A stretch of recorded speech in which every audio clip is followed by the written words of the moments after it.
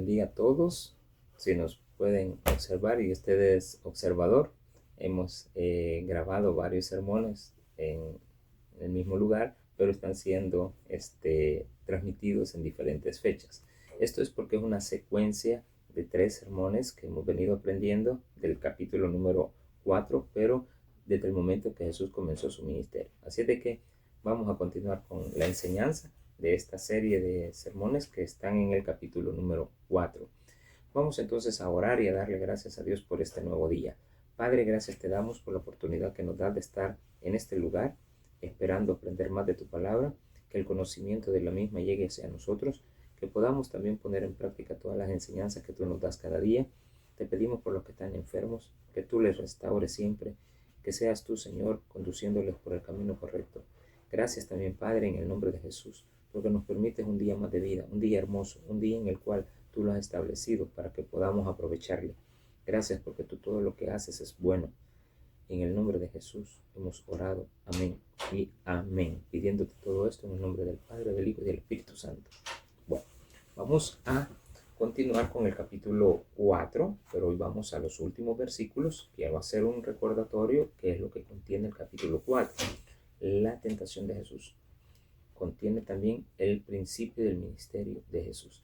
Y en el principio del ministerio de Jesús vimos la primera vez qué fue lo que él hizo cuando salió del desierto. Oyó que Juan había sido llevado preso. Entonces comienza ese ministerio a tomar acción porque es la oportunidad propicia. Se traslada a Galilea. Luego vemos que en Galilea comienza a predicar la palabra. Hablamos acerca de la palabra predicación y su connotación. Si usted quiere saber un poco más, regrese solamente 2 videos, creo, atrás de este, y lo va a encontrar. Y la otra es que empieza a buscar a sus seguidores. En este caso, los pescadores, que según las características que ellos tenían, eran propicios para formar parte de su ministerio. Ahora vamos a pasar a los versículos 23 al 25. Son 3 versículos para esta prédica. Dice así: Y recorrió Jesús toda Galilea, enseñando en las sinagogas de ellos, y predicando el evangelio del reino, y sanando toda enfermedad y toda dolencia de él en el pueblo. Y se difundió su fama por toda Siria, y le trajeron todos los que tenían dolencias, los afligidos por diversas enfermedades y tormentos, los endemoniados, lunáticos y paralíticos, y los sanó. Y le siguió mucha gente de Galilea, de Decápolis, de Jerusalén, de Judea y del otro lado del Jordán. Oremos al Señor. Padre, gracias te damos por este día. En el nombre de Jesús te pedimos que tu palabra llene nuestras vidas. Amén y amén. Bueno, qué bendición tan grande. El método y su estrategia.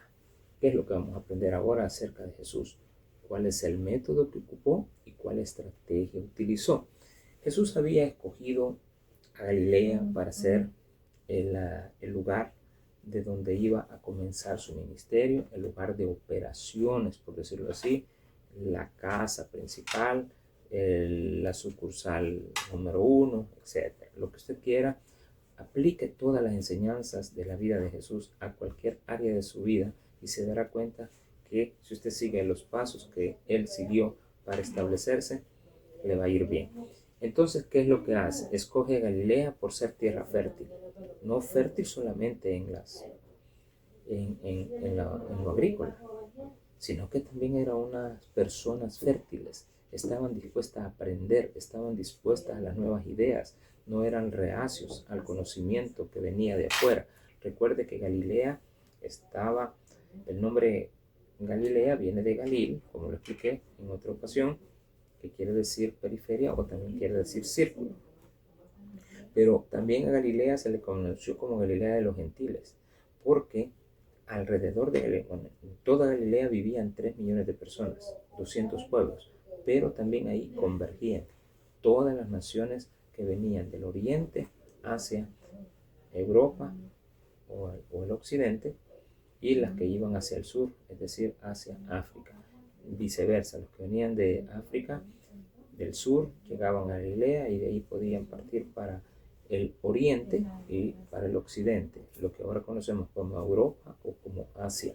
Los que venían de esas direcciones de Asia podían tomar camino para el occidente, Europa, etc. Así de que era una ciudad perfecta, no como Jerusalén. Jerusalén estaba aislada. Jerusalén estaba, si bien es cierto, era un camino, pero no era el principal. El más septentrional de todos era Galilea. Ya lo expliqué hace 2 o 3 sermones, o 2 sermones específicamente, y expliqué de qué se trataba, el porqué de la importancia de Galilea. En esa época el templo era solo uno y servía como lugar de sacrificios. Por lo general no había ahí enseñanzas ni predicación. Entonces, ¿cuál es el método? Lo importante de Galilea es que tenía y estaba llena de sinagogas. Y en las sinagogas se preparaban las enseñanzas. Y si alguien quería propagar una idea, la sinagoga era el mejor lugar para propagarla. Entonces Jesús encuentra un lugar para poder propagar, no solamente predicar, sino que su palabra se propagara. Era como las medios de las redes sociales de la actualidad. Era un lugar propicio. Y dice acerca de esta situación, ahí se le ofrecía a Jesús que el método que él quería utilizar era lo más propicio. Primero, en la sinagoga se oraba y luego se leía la ley, los profetas, se cantaban los salmos, pero también después se le daba la oportunidad de plática. Y esa plática, que era asignada por alguien que llevaba un orden, en este caso el principal de la sinagoga, asignaba qué personas podían llevar la palabra. Pero si se veía llegar a alguien nuevo que traía nuevas ideas, que era una persona que traía un mensaje que a los galileos les podía servir, le daban la oportunidad para que la persona se expresara. Eso de que se le llama el que lleva la plática. Solo que el presidente principal, como repito, era el que llevaba el orden de lo que se tenía que hacer, porque si no, pues iba a ser un solo desorden y también tenía tiempo específico. Así es que era un lugar perfecto para Jesús. Pero Jesús no solo predicaba, sino que sanaba. Y aquí viene algo curioso. La mayoría predicaba, pero venía sanando. Y eso para los galileos era algo sorprendente. Entonces dice, y eso permitió que muchos quisieran oírle. Venían de Siria, de Jerusalén, Perea, del otro lado del Jordán, lo cual implica que venían judíos y gentiles. Las 3 actividades de la vida de Jesús, y esto es muy importante, vino predicando. Estas 3 actividades en la vida de Jesús era la predicación como algo importante, proclamando el evangelio. La predicación es la proclamación de certezas. Y hemos dicho que predicar viene de la palabra kereisin, y este es el heraldo. Y el heraldo trae un mensaje de seguridad, un mensaje de autoridad y un mensaje que nos permite conocer que no somos nosotros quienes hablamos, sino que lo que estamos diciendo viene en nombre de otro. Y en este caso es el heraldo del rey. Entonces, ¿qué es predicación? Es traer el mensaje del rey, traer el mensaje de otro, pero se ocupaba principalmente como heraldo para los que traían el mensaje del rey. Entonces Jesús venía predicando un mensaje de salvación, y esta salvación Jesús vino a derrotar la ignorancia humana, vino a derrotar y abrir los ojos para que la gente supiera la verdad, vino a decirnos la verdad acerca de Dios, vino a mostrarnos cómo es Dios. Por medio de las enseñanzas de Él empezamos a conocer el reino de los cielos se ha acercado, el reino de los cielos es como, el reino de los cielos es de esta manera. Y lo hacía por medio de también parábolas. Vino enseñando en las sinagogas, la segunda. ¿Cuáles eran las 3 actividades? La primera, vino predicando, vino enseñando, y después vamos a ver que vino a sanar. Entonces predicaba, enseñaba, ahí la mayoría se detenían, pero Jesús vino a sanar. Entonces detengámonos en la segunda. Vino enseñando. Diferencia entre enseñar y predicar. Predicar es la proclamación de certezas y enseñar es expresar o explicar el significado de esa enseñanza. Entonces, cuando yo enseño, estoy trayendo a colación la predicación para poderla explicar. Entonces Jesús vino a derrotar los malentendidos de los humanos. Muchos humanos conocen la verdad y la malinterpretan. Conocen la palabra de Dios y predican lo que ellos quieren. conocen la palabra de Dios y la aplican de forma incorrecta. Se conoce la verdad y se sacan conclusiones erróneas. Vino a revelarnos el sentido de la verdadera religión. La religión no es mala, pero vino a explicarnos realmente qué es ser una persona apegada a principios, a leyes, para establecer en nuestra vida cómo debemos de mejorar, no como para alcanzar el favor de Dios, sino que para mejorar nuestra vida. Y eso es importante en todo el ser humano, que tenga una vida religiosa apegada a lo que a él le va a elevar de nivel siempre en el área espiritual, en el área humana, en cualquiera de las áreas. Pero también vino sanando. Esto es importante. Jesús vino a derrotar el dolor humano. Jesús no se limitó a decirnos la verdad, sino que fue más allá. Puso la verdad en acción. Nosotros debemos proclamar nuestras certezas. Las cosas que sabemos por ciertas, enseñémoslas. Debemos estar dispuestos a explicar nuestra fe y qué hemos creído, qué es nuestra fe, en qué confiamos, qué es lo que esperamos, qué certezas tenemos. Por ejemplo, una certeza puede ser que nosotros conocemos lo que le va a pasar a esta tierra después del arrebatamiento. Alguien dirá, yo no conozco del arrebatamiento, eso no va a suceder, pero nosotros estamos seguros que sí. Entonces es una verdad que va a suceder. ¿Por qué lo afirmamos? Porque en la palabra de Dios, todas las cosas que se han explicado, que sucedieron o que iban a suceder, se han cumplido. No hay por qué dudar de aquella que hace falta, que es el arrebatamiento de la iglesia. Debemos traducir lo ideal a la acción y a las obras. Es decir, pasar de lo que decimos a lo que hacemos, pero que esté basado en lo que hemos dicho. No decir una cosa y hacer otra muy distinta a lo que nosotros predicamos. Si vamos a hablar de matrimonios, tenemos que ser buenos esposos. Si vamos a hablar de padres, tenemos que ser buenos padres. Muchos no tienen la oportunidad de ser casados y dan muy buenos ejemplos, dan muy buenas explicaciones a parejas. Unos nunca fueron padres y saben dar ejemplos, saben dar enseñanzas como un verdadero padre. Y alguien dirá, no, es que él no tiene ninguno, nunca ha tenido hijos, pero no necesariamente, porque las enseñanzas vienen del conocimiento que tenemos de la vida, no de las experiencias. Entonces es muy importante tener experiencias, pero más saber conocer cómo es que se debe de actuar en diferentes circunstancias por medio del conocimiento. El que tiene conocimiento tiene poder. Así de que vayámoslo aplicando. Vamos a leer ahora los versículos después de esta introducción.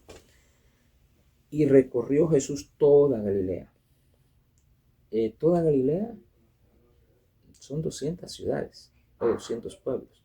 Alguien dirá, no lo hizo. Aquí dice que toda. Y yo por fe creo que toda. Vamos a tomar en cuenta que los caminos principales al menos. Enseñando en las sinagogas de ellos. Esto sí es importante. No iba a cualquier lugar, iba a las sinagogas. Y en las sinagogas no había que, como dije, pedir permiso tanto como para predicar. Ya la fama de Jesús, al llegar al lugar se le decía, no dejemos ir a Jesús, ha venido que nos enseñe, ha venido que nos enseñe.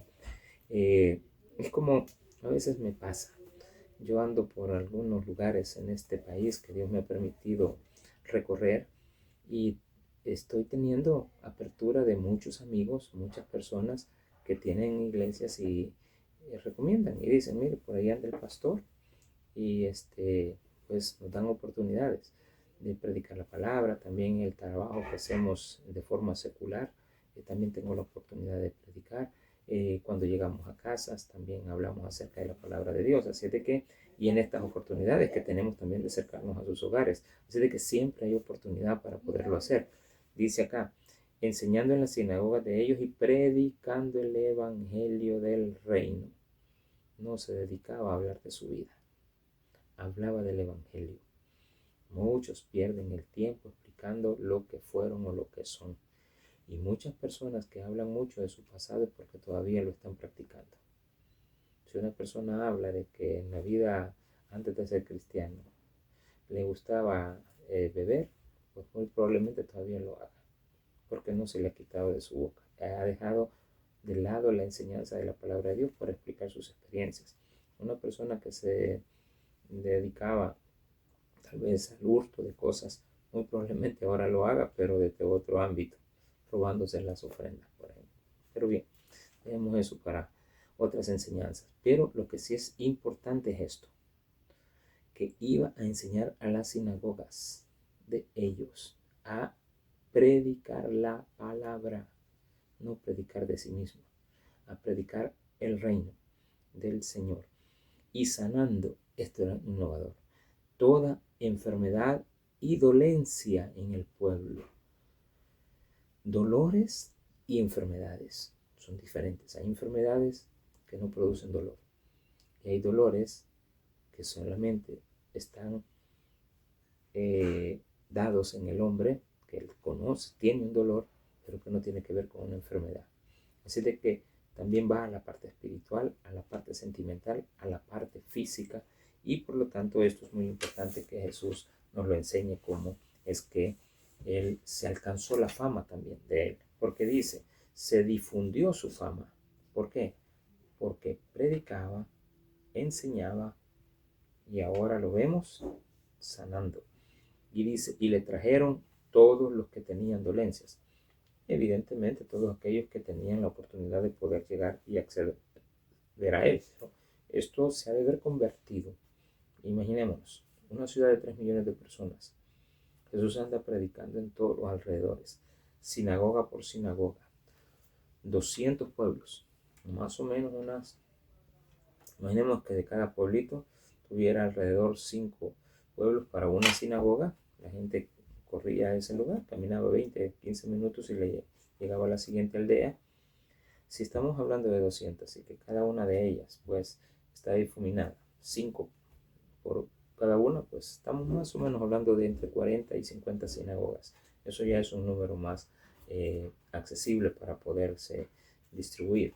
Pero a este lugar llegaban con los enfermos. Había lugares donde ya no les cabían las personas. Jesús se hizo una persona famosa, no por engañar, no por decir mentiras, no por establecerse como alguien que se aprovecha de las circunstancias para poder sobrepasar sobre los demás para alcanzar una fama, ni tampoco por cosas malas. Muchos son famosos, salen en las noticias, pero por lo malvados que son. En este caso era por la labor que hacía. Sanaba, predicaba y enseñaba. Así de que la gente empezó a ir quizás por la sanación, pero Jesús nunca, jamás le dio un pan a alguien para llegar a oírle. Jamás compró a las personas diciendo, hoy vamos a regalar esto para que vengan a oír mi palabra. No. Y vemos perfectamente que cuando él predicaba, la gente no se quería ir. Y llega un momento en el cual le dicen, Señor, la gente tiene que ir a comer, despídelas. Y la gente seguía escuchando a Jesús. No porque él les hubiera prometido un pan. Eso hay que tener mucho cuidado. Jesús nunca te va a chantajear para traerte. Así es de que Jesús estaba sanando, pero no estaba diciendo, vengan porque yo soy sanador, vengan al culto de milagros. No estaba hablando de eso. Tenemos que respetar los cultos de milagros porque es Cristo quien obra, no es el hombre poniendo manos. No. Cuidado con esas cosas. Pero cada quien también lo pone en práctica y la gente les cree. Hay que tener mucho cuidado con este tipo de actividades. Se difundió su fama por toda Siria. Estamos hablando parte norte. Y le trajeron todos los que tenían dolencias, los afligidos por diversas enfermedades y tormentos, los endemoniados, lunáticos, paralíticos. Y no dice quizás, dice los sanó. Hay personas que estaban fingiendo enfermedades. No tenían que ser sanas, simplemente se le hablaba acerca de su dolor. Y le siguió mucha gente de Galilea, de Decápolis, todas las ciudades alrededor. Ahora ya no estamos hablando solo de Galilea, también de Decápolis. Venían de las 10 ciudades más importantes que estaban alrededor. Esto se había vuelto algo inaudito, algo que no tenía control. La fama se estaba difundiendo de Jesús. Era una persona muy importante. Ya no podemos verlo, aquel hombre caminando solo con 12 apóstoles que iban detrás de él. Eran miles, pero miles de personas detrás de Jesús. hay escenas donde tenemos que imaginárnoslas. Jesús en la barca, todo alrededor, y dice que él veía a la gente caminar por todo alrededor de la barca. En lo que él camina de un lugar a otro, se traslada, la gente salía corriendo y se miraban las cantidades de personas que estaban dirigiéndose al lugar donde suponían que la barca iba a llegar. La gente sabía los lugares de destino de cada una de esas barcas. Se iban alegrando, si miraban que él no llegaba a ese lugar y estaban las siguientes personas. Esto era una algarabía, esto era algo hermoso que no había sucedido. La gente siguiendo a Jesús. Esperemos que después de tantas situaciones que se ven en este mundo, aprendamos a seguir a Jesús. Así de que no deje de hacerlo. Y le siguió mucha gente de Galilea, de Decápolis, de Jerusalén. Subieron de Jerusalén. Pero recuerde que de Jerusalén también venían el Sanedrín. Venían los saduceos, los fariseos. Y del otro lado del Jordán.